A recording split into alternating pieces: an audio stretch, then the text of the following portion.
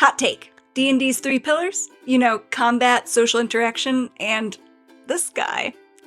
They've probably been making your games worse. And I don't mean in the good old exploration is broken kind of way. I mean that the framework itself might be the root cause of some pretty common problems that you find at your table. If your sessions feel repetitive, disjointed, or like you're just running through a checklist of combat, exploration, roleplay, then today I'll be showing you where the pillars go wrong, the framework that actually fixes things, and how you can use it in your next session.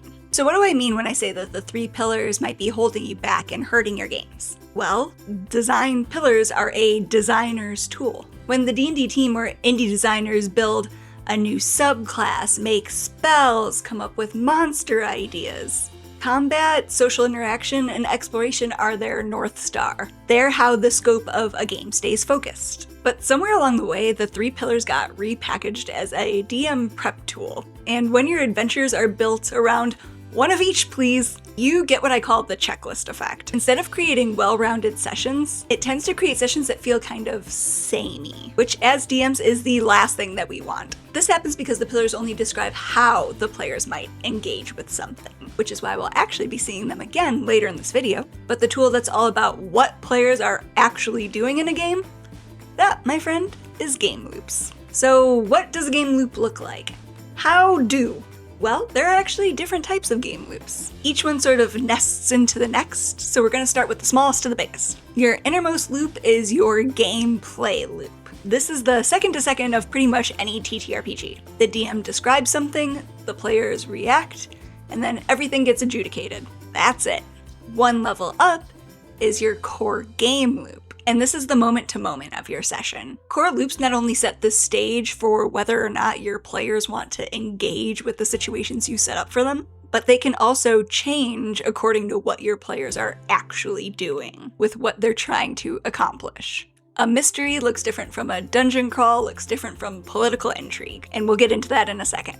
But if you zoom out a bit more, you have your progression loops. These are what give your core loop a sense of meaning. Things like leveling up, unlocking new abilities, getting more magic items, meeting new NPCs, even things like gaining access to new areas. These are the loops that make players invested in what they're doing. They make them feel like they're getting somewhere, accomplishing something.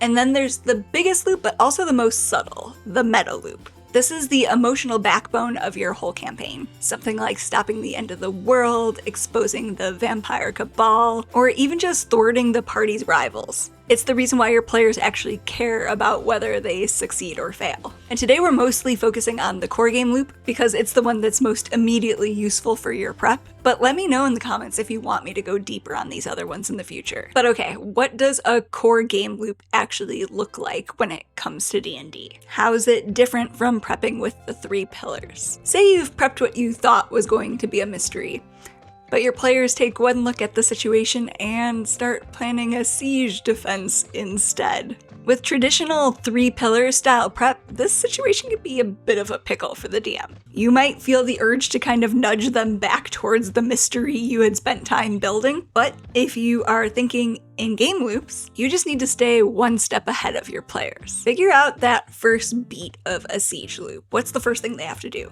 Maybe it's something like preparation. So as the DM, you might describe some weaknesses in the castle walls, multiple points of entry enemies can come through, or even throw out a detail about the impossible enemy numbers. Then you just ask your players what they want to do, all the while you quickly figure out the next steps behind the screen. The loop takes the panic of the, "Oh no, I didn't prep for this," and turns the players going off the rails into an exciting feature, not a bug.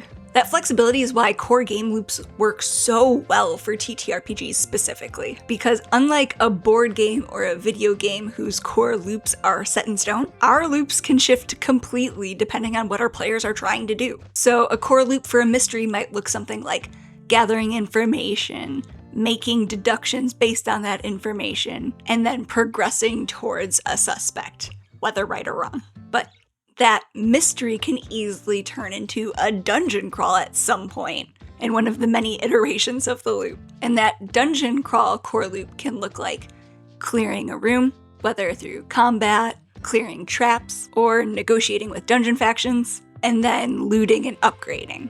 Different situations, different loops. And we as DMs are free to pick whichever one fits best at each given moment. No commitment required. And as players go around these core loops over and over, they're also feeding into the bigger loops above them, hitting progression loops like gaining new levels, unlocking new suspects, getting access to bigger, better magic items, and they're also slowly closing that meta loop, whether that's catching the culprit or clearing the dungeon. These small moments start to matter because they feel like they're connected to something bigger. So how does this change the way we actually prep? Let's say an NPC asks the party to investigate their evil uncle. They think he's plotting to overthrow their father, the king. If you've prepped with the 3 pillars, you might have something planned like search for clues in the evil uncle's house, convince Lady Aster to aid the party, and have a showdown fight with the guards after the evil uncle accuses the party of treachery. It's not bad per se, but it's prep that can lead to pretty predictable, straightforward games. And it tends to limit the party to the path you already imagined for them. Game loop prep looks a little different. So you're anticipating running it as a mystery. So just like before, your loop might look something like gather information, make deductions, progress towards the suspect. And that's all you really need to internalize to keep things fun. Again, depending on how your players interpret an adventure hook, this loop might end up looking very, very different. But now instead of prepping encounters, you're gonna prep ingredients. A suspicious letter, a bribable servant, a secret meeting that happens whether or not the players find out about it. And don't feel like this means you have to come up with a whole sandbox of potential toys. As players come up with various theories and ideas in a game, it becomes really easy to feed off of their ideas. You just need enough to get the chaos started. So say the players sneak into the advisor's room. Great. What's something there for them to potentially find? They talk their way into the evil uncle's dinner party? What might they overhear NPCs talking about?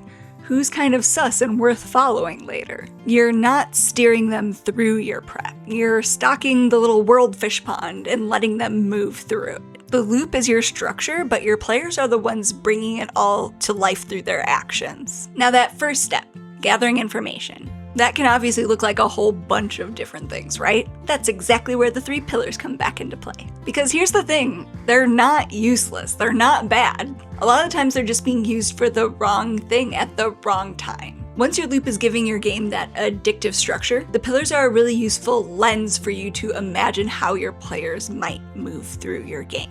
What do I mean by that? Back to our mystery. Like I said, that first step can look like anything. They can gather information in 1,000 different ways, right? So if you run it through each pillar, you start to see the shape of what your session might look like, but without having to lock anything in. If you look through the exploration lens, what might players need to use stealth for? What evidence is worth hiding and less readily available for them? Through a social interaction lens, which NPCs know things and how willing are they to share? Where do rumors live in this game? And through our combat lens, what happens if someone isn't willing to talk? What does it look like when the evil uncle, who absolutely does not plan on going quietly, finally gets cornered? Again, these ideas aren't meant to be prescriptive. They're not about planning the path. They're about getting your brain used to thinking about what possibilities your players might try. Because what they actually do depends a lot on their character builds, on their instincts and playstyle preferences, and also a lot on what they think you are hinting at. And the pillars help you anticipate that a bit. They sort of help you spot friction points before they happen. They can help you figure out where hints might land more naturally, and they can be useful for just making sure that something interesting can happen regardless of which direction your players are kind of taking at any given moment. And the best part about all of this, once you start thinking this way, once you start thinking in game loops, you can pick up pretty much any system and find your footing way faster, because this is kind of a universal language. But that's a video for another day. But tell me below, what sort of game loop do you think your table engages in the most? I think my group definitely trends towards political intrigue and survival, but I'm curious as to what everyone else does. And let me know if you want a deeper dive on fleshing out campaigns using this idea of core progression and meta loops. I've talked a lot about the ideas stage of campaign building, and I'll link to that playlist below, but I haven't talked about framing prep through loops yet, so if you're interested, let me know. And if you enjoyed this video and are looking for more ways to delight and excite your table, make sure to check out these videos next.